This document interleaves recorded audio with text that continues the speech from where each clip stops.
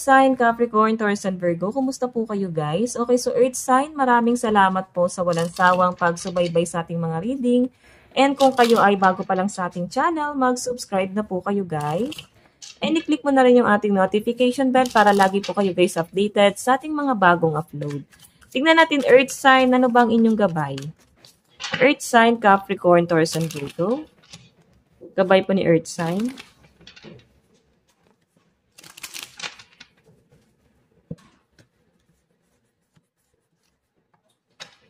Earth sign, Capricorn, Taurus, and Virgo. So guys, meron tayong 2 of Wands. Meron kang inaantay.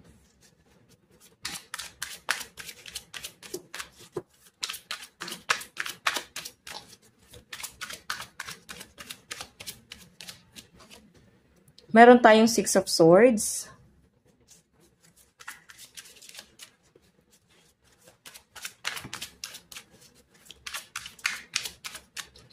Meron tayong Page of Cups.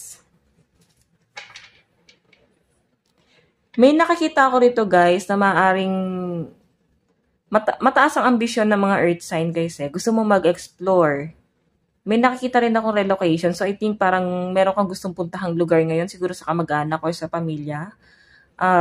Parang gusto mong doon ka muna magstay. Or pwedeng sacrifice yung ginagawa mo para sa family mo. Okay? Gusto mo ng new beginning. Kasi nandito yung Page of Cups eh. Gusto mo siguro ng peace of mind. So, maaaring nahanap mo to doon sa lugar na tinitignan mo ngayon. Parang doon magkakaroon ka ng peace of mind. Parang doon magiging magaan ang lahat sa inyo guys. Magiging masaya ka. Iba sa inyo guys, nahihirapan ka, no? Ayun, nadadown ka dito. Meron kang sariling battle dito. Lalo na pagdating sa pamilya. Siguro ikaw ay single mom or single dad. Nahihirapan ka ngayon, paano ka uusad? Meron kang isang bagay na maaaring mas pinili mong i-let go kasi alam mong hindi mo kayang panindigan or hindi mo pa kayang panghawakan. So, hindi ka na rin nang hinayang dito, Earth sign, kasi sa pinapakita sa akin. Ito, Page of Cups. Parang parang feeling mo, okay na rin na may bumitaw sa inyo or okay na rin na binitawan mo tong bagay na to. Kasi, parang mas kaya mo nang gumalaw nang wala kang tinatago. Ganon. Or wala kang iniiwasan. Tingnan natin, guys. Ano tong 2 of Wands? Ano po yung 2 of Wands? Spirit Guide. So, meron tayong 2 of Pentacles. Iba sa inyo guys, meron kang planong umalis or pwedeng travel sa malayo, out of town, or pwedeng meron kang pupuntahan, lalakarin, pero siguro nag-aalangan ka kasi pwedeng kulang sa budget.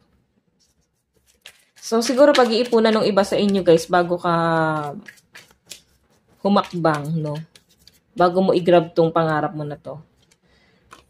Okay, kumbaga mag-iipon ka muna tapos pag okay na-process mo na lahat and sa requirements mo, parang ready ka nang umalis. Or pwedeng papers mo na nga lang yung inaantay mo dito or pwedeng yung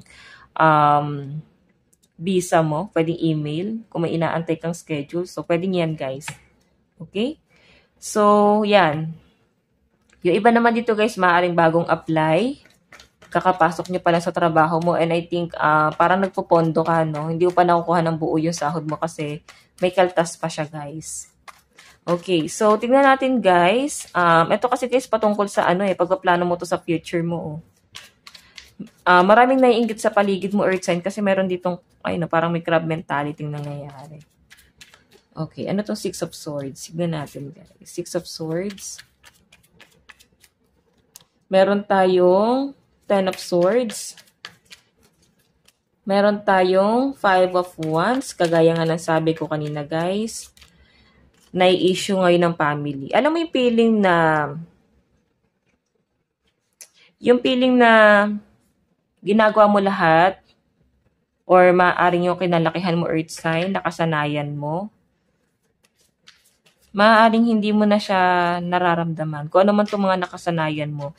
And natatakot ka rin sa sinasabi o sasabihin ng mga tao sa paligid mo kasi mukhang lapitin ka ng chismis, guys. Patungkol sa family mo. Parang feeling mo lagi silang nakatingin sa mga galaw nyo. Okay? Maaring malaking pressure to guys para sa inyo kasi mataas ang tingin nila sa inyo. Tapos pag nag-fail ka sa bagay na pinupurso mo, parang mamaliitin ka. Okay? Siguro, alam mo mas maganda rito earth sign. Huwag mong tignan or pakinggan yung sasabihin sa inyo ng ibang tao kasi mabubuhay ka sa pressure. Pero kung tutuloy ka lang sa laban mo and titignan mo lang din yung sarili mo rito, dahil gusto mo tong bagay na to, mas maganda kasi hindi ka mape-pressure dito guys. Pinupurso mo yung passion mo. Okay, mo na pakinggan itong mga nagchichismis sa inyo. Tingnan natin ano ba itong Page of Cups.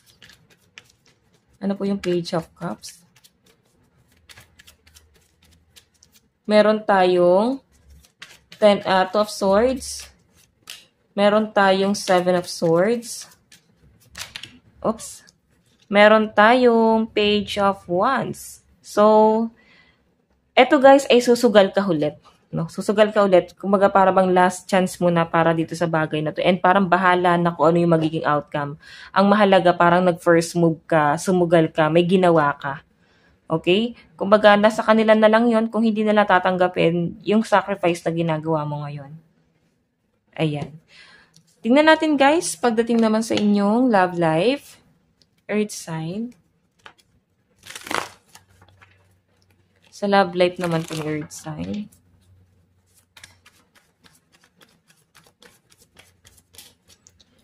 Okay, so guys, meron tayong Knight of Wands, 3 of Cups, 2 of Cups, ayan,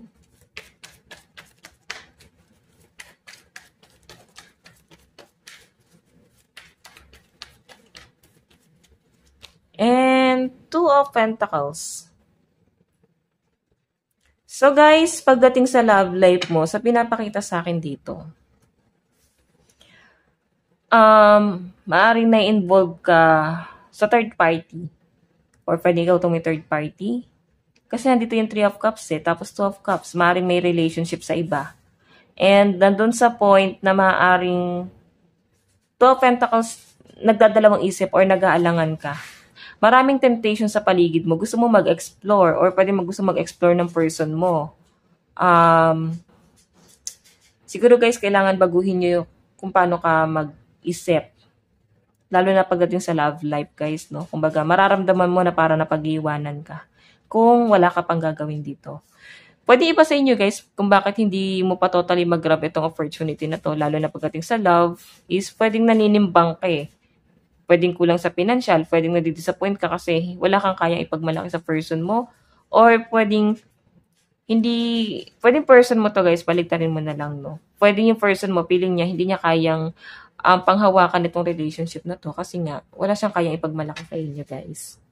Though may partnership naman guys, kasi nakikita ko may mutual kayo feelings. Or pwedeng talagang kayo ay may nagkakaintindihan. Love advice. More on temptation guys. So, I think wala kayong label na tong taong to. Love advice. Meron tayong express your love. Diba? Parang kailangan mo daw mag-explore talaga guys. Or kung mahal mo yung taong to, siguro kailangan ikaw na yung mag-first move. Or pwedeng dapat siya na kung sino man. Okay, trust. Kasi guys, tiwala yung nawawala rito guys. Maring may trust issue na yung isa sa inyo. Okay, tignan natin ano naman ang mensahe ng person mo sa'yo. Meron tayong, we both know I am not the one for you. Siguro nararamdaman niya rin na let go na natin ng isa't isa kasi hindi tayo para sa isa't isa. Okay, tignan pa natin.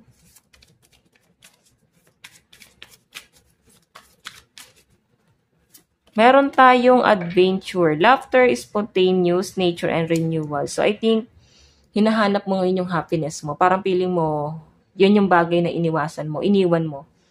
Hindi mo finursu. Parang naiwan ka. O napag-iiwanan ka, kagaya nga na sabi ko kanina, earth sign. Okay?